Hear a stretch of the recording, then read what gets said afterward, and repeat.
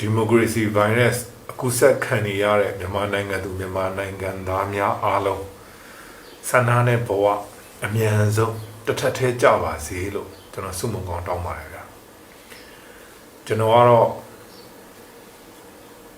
အာဏာသိမ်းစစ်ကောင်စီရဲ့95ကာကြီးနဲ့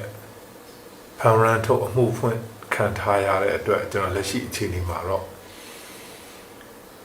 စိတ်ချတဲ့နေရာတနေရာမှာကျွန်တော်ရှိနေပါတယ်လို့ပဲကျွန်တော်ပြောပြရစေကျွန်တော်ဒီຫນွေဥတော်လန်ရေးကိုကျွန်တော်9ရက်နေ့အာဏာသိမ်းပြီး9ရက်ရောက်တဲ့နေ့မှာကျွန်တော်လမ်းပေါ်စထွက်ဖြစ်ပါတယ်ကျွန်းတော်လန်မှာဆန္ဒပြတဲ့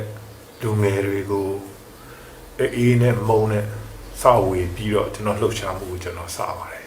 ပြီးတော့အဲ့ဒီနေ့မှာကျွန်တော် UN တန်ယုံရှိကိုကျွန်တော်သွားပါတယ်ပြီးတော့နောက်နေ့တွေမှာလည်းကျွန်တော် UN တန်ယုံရှိမှာဆက်လက်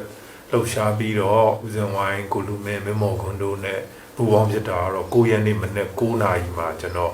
လေရန်ဒီပွိုင်မှာကျွန်တော်တို့စုပြီးတော့အဲ့ကနေစပြီးကျွန်တော်တို့အစုအဖွဲ့တပိတ်စစ်ကြောင်း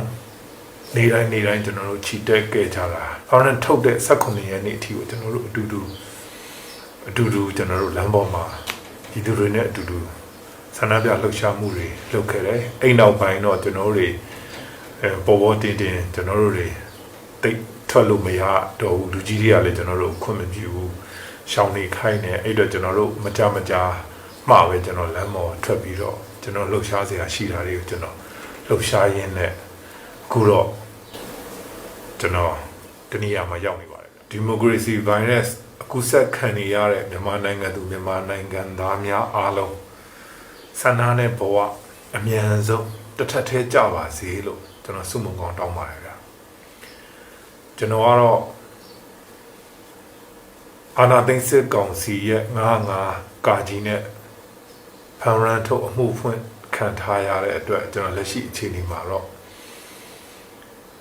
စိတ်ချတဲ့နေရာတနေရာမှာကျွန်တော်ရှိနေပါတယ်လို့ပဲကျွန်တော်ပြောပြရစေကျွန်တော်ဒီຫນွေဥတော်လန်ရေးကိုကျွန်တော်9ရက်နေ့အာဏာသိမ်းပြီး9ရက်ရောက်တဲ့နေ့မှာကျွန်တော်လမ်းပေါ်စထွက်ဖြစ်ပါတယ်ကျွန်းတော်လန်မှာဆန္ဒပြတဲ့လူငယ်တွေကိုအေးနဲ့မုံနဲ့စဝေပြီးတော့ကျွန်တော်လှုပ်ရှားမှုကိုကျွန်တော်စပါတယ်ပြီးတော့အဲ့ဒီနေ့မှာကျွန်တော် UN တန်ယုံရှိကိုကျွန်တော်သွားပါတယ်ပြီးတော့နောက်နေ့တွေမှာလည်းကျွန်တော် UN တန်ယုံရှိမှာဆက်လက်လှုပ်ရှားပြီးတော့ဦးဇင်ဝိုင်းကိုလူမင်းမမော်ခွန်တို့နဲ့ပူပေါင်းဖြစ်တာတော့9ရက်နေ့မနေ့9နာရီမှာကျွန်တော်လေရန်ဒီပွိုင်မှာကျွန်တော်တို့စုပြီးတော့အဲ့ကနေစပြီးကျွန်တော်တို့